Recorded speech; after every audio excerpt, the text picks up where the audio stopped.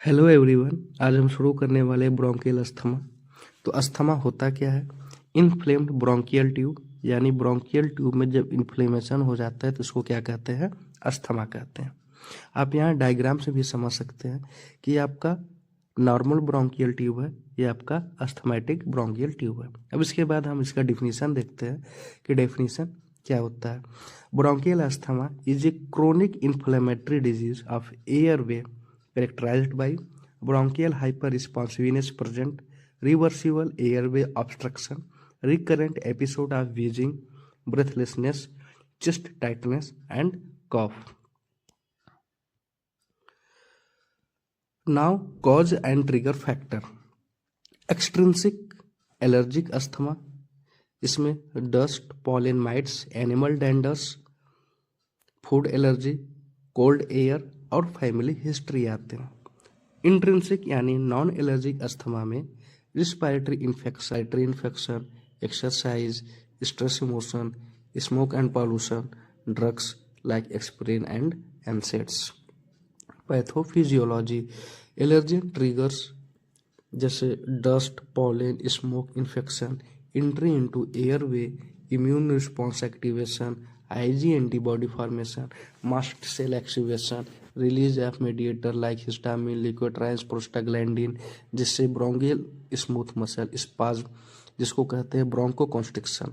जब Bronco constriction होगा तो म्यूकस हाइपर सिक्रीशन इंक्रीज होने लगता है। जब म्यूकस का हाइपर सिक्रीशन होगा तो एयरवे में इडिमा और इन्फ्लेमेशन हो जाएगा। जब इडिमा और इन्फ्लेमेशन होता है तो एयरवे नैरोइंग एंड ऑब्स्ट्रक्शन हो जाता है। Now clinical feature. Clinical feature में आप दो चीज़ पढ़ेंगे, एक सिम्टम और एक sign.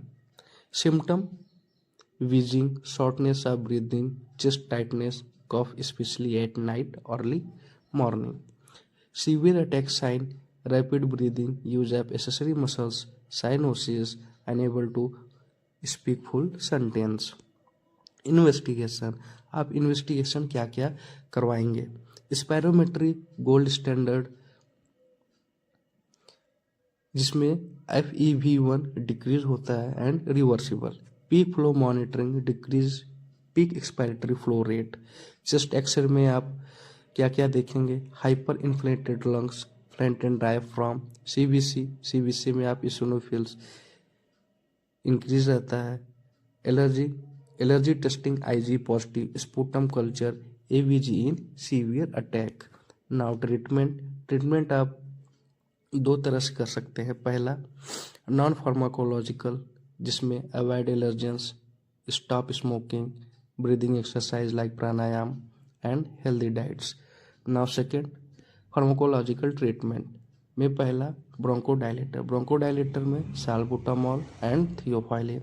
साल्बुटामॉल short acting bronchodilator given by inhaler nebuliser used during acute attack. Now theophylline oral bronchodilator, long acting, used for maintenance.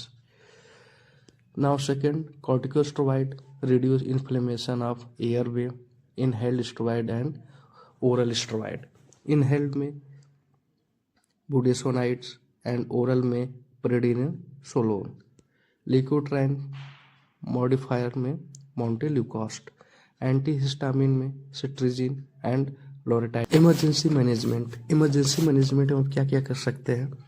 Oxygen therapy, nebulised salbutamol, IV corticosteroid, monitor vitals और hospital admission if severe.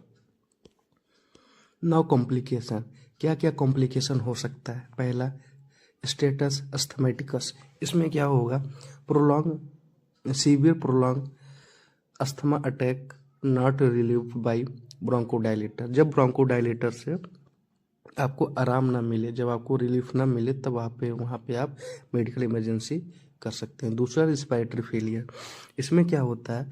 जब airway आपका severe airway में आपका क्या हो जाए? Severe obstruction हो जाए, जिससे O2 आपका डिक्रीज हो जाए, CO2 आपका बढ़ जाता है। वहाँ पे पेशेंट को क्या नीड होता है? वेंटिलेटर का। तीसरा रिकरेंट रिस्पायरेटरी इन्फेक्शन, इसमें क्या होता है? Frequent bronchitis and pneumonia due to mucus accumulation. ठीक है। और चौथा क्या होता है, एटेलेक्टेसिस में collapse of lungs part due to mucus plug blocking bronchi. Now pneumothorax, air in pleural cavity causing lung collapse, rare but serious. Emphysema, long-term uncontrolled asthma, alveolar damage and overinflated lungs. Summary क्या है? Asthma is a chronic but controllable. Early diagnosis important.